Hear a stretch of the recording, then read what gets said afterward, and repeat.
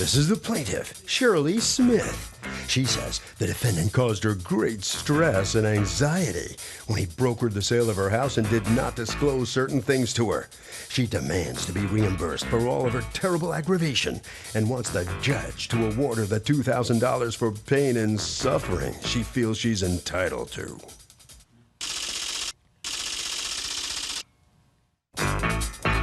This is the defendant, Avi. He says he sold the plaintiff's home in 3 days. And 3 weeks after everything was in full motion, she got cold feet and changed her mind. He has no idea why he's being sued, and in no way, shape, or form does he owe the plaintiff any money. That's for sure. He's accused of causing high anxiety. Litigant has been sworn in. Thank you, Douglas. Okay, Ms. Smith, Shirley Smith, you are suing the realty company owned by, you've asked us to refer to you only by your first name, by Avi, for $2,000. That's for 1 month and 1 day of missed work, as well as pain and suffering because of the way they handled the sale of your house. Okay, what are you talking about here? Well, he came and had me to sign documents, and he didn't let me read them. Well, let's backtrack. You were living in this house for how long? 32 years. Oh, okay. And you decided to sell your house? Yes. And the defendant was a realtor who represented the buyers of your house? Yes. Why were you selling the house after 32 years? Because my husband wanted to go where he lived, to go back home when he retired. My husband's residing in South Carolina. Okay. And you wanted to stay in Brooklyn? Yes. Okay. So your husband and you didn't exactly work that out before he beat feet to South Carolina? Well, he had planned to go before he retired. He had planned to go? Yes. But you didn't take him seriously all these years? No. Okay. So he just said, I'm leaving with or without you? Well, I went down, but I couldn't stay. You didn't like South Carolina? No. But the two of you own the house? Yes. And did you want to sell it? Admit it. No. No. You wanted to stay in Brooklyn? Yes. Do you have children? 3. And do they live in Brooklyn? No. Do they live in South Carolina? No, one's in Florida. Okay. One's in South Carolina, and the other's in Virginia. Okay, but you don't want to be apparently near any of the children. You want to stay in Brooklyn. Okay. Who you want to stay in Brooklyn for? Your husband's gone, your kids are gone. Who do you want to stay in Brooklyn for? Brooklyn? No, I have family, all my family. Okay, all right. So how long have you been apart from your husband? For 4 years. Oh, 4 years? Mm-hmm. Oh, how's that going for you? Apparently it's going fine. Yeah, but he comes and he goes. Okay. And you prefer it that way? Yeah. Okay. You do realize that we are aired nationally, including South Carolina. Yes. Okay, all right. So now, your husband apparently has had enough and wants to put the house up for sale. Yes. And you don't, but you go ahead and do it. Yes. And now he comes with a buyer to buy the house. And what happens? I was all upset and everything because he came back to me with 3 sheets of paper to sign. He wouldn't let me read the papers. Then don't sign them. But I was so all confused because my husband's brother had died, and I was getting ready to go down south. So when I got... I don't understand. How did he force you to sign him? How big was the gun he put to your head? No, he didn't put a gun to my head, but he just said, switch the papers and sign them. So I did a little shell game with the papers so you wouldn't know which was which? Yeah. Why do you sign a sale of a home like this, and the selling price was how much? $450,000, Your Honor. Okay, it's a very significant sale of a home. Why would you sign such a thing without reading it? Because he just was so consistent for me to sign it. Okay. And then he said, do you have a lawyer? I said, no. He says, I have one. He called her and put her on the speaker, and she said it's okay to sign.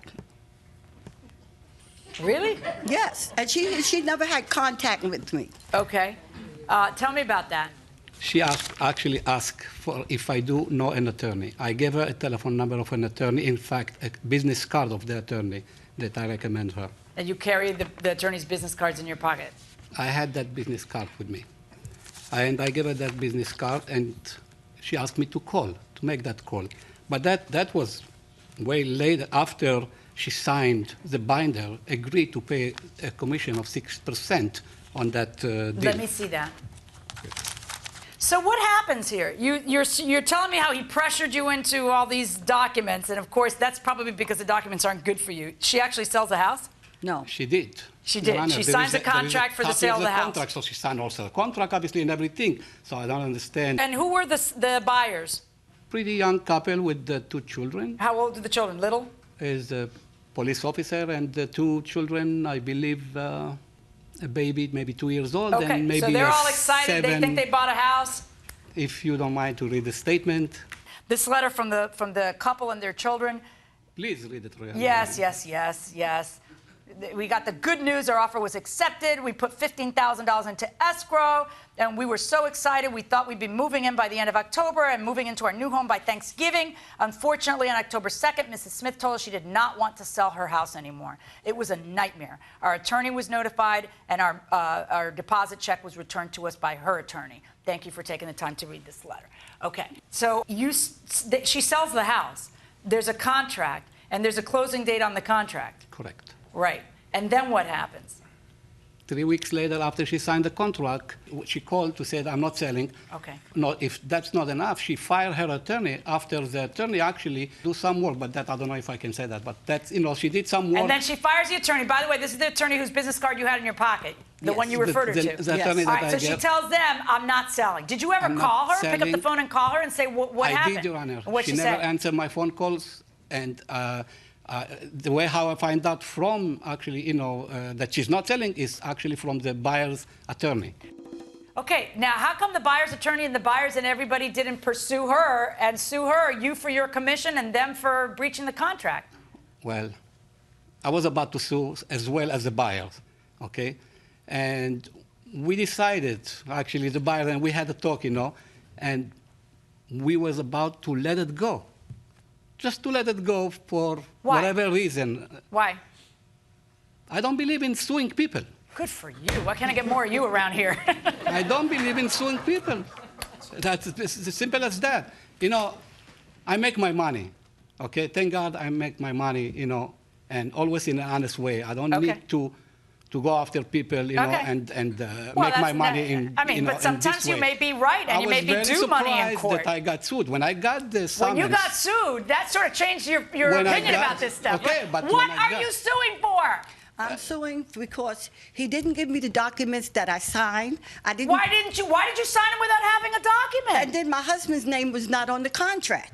Okay. And then the couple went down. So how does that mean that you get $2,000 and you get to back out of a contract? No, I was going down south to the funeral, and then I didn't know I broke my wrist. What are you suing for? Why does he have to pay you $2,000? What did he do wrong? I lost time from work. Because you lost time for work because you sold your house and then you changed your mind?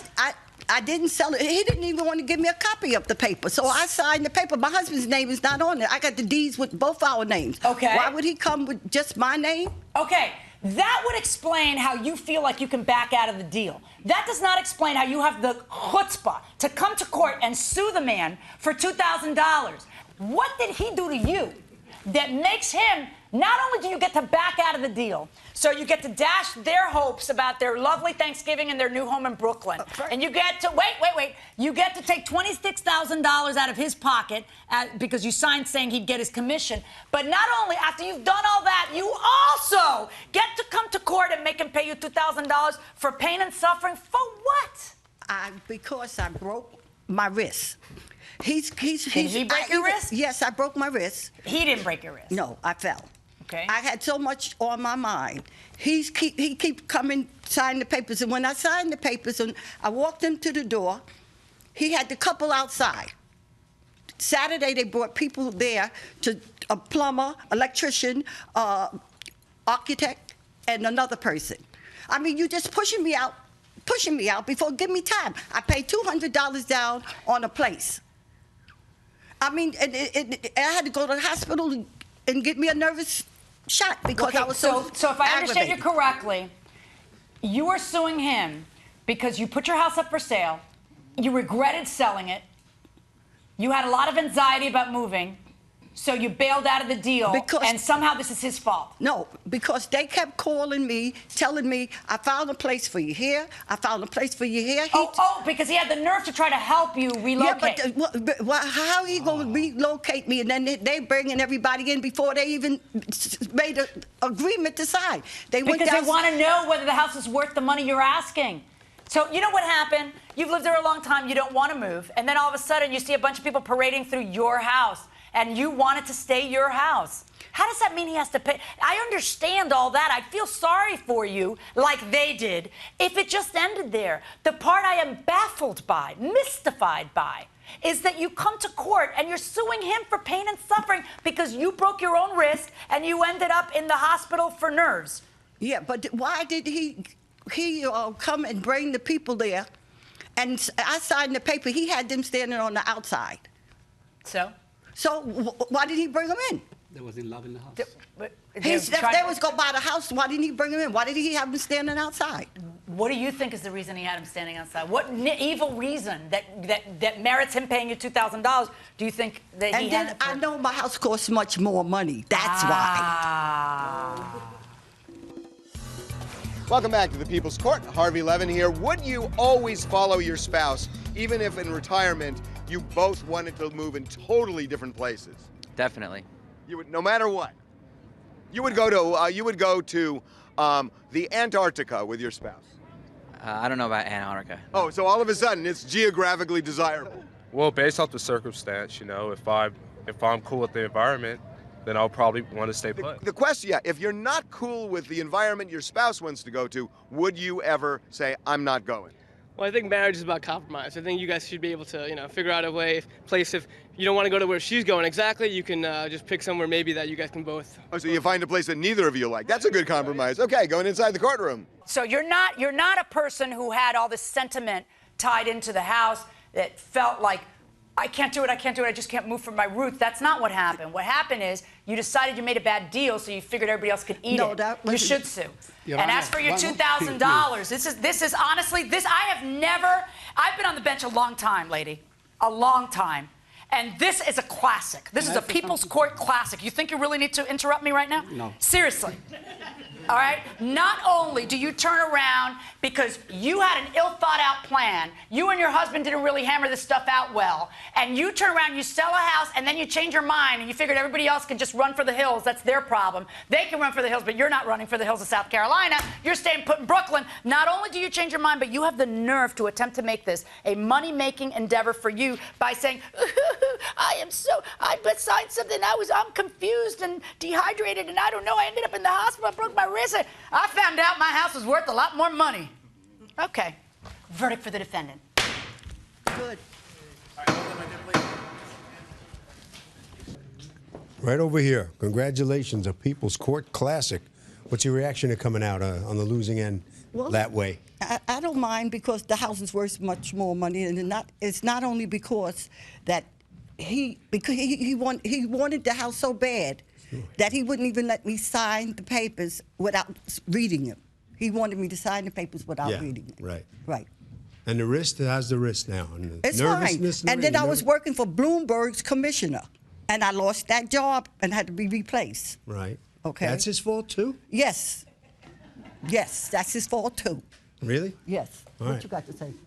All right, good. All right, right down there. Just follow her right out there. All right, just come on out here, please, sir. Tell me what's your feeling on the outcome here. Why did you make all those things happen, her? Here, turn around this way. Well, you know you made her lose her job. I did my job. I brought the buyers. They both signed a contract. Her husband signed the contract. I was trying to tell that You're to the judge. You're going to sue her for the commission? Well, off the record, yes. Say that again?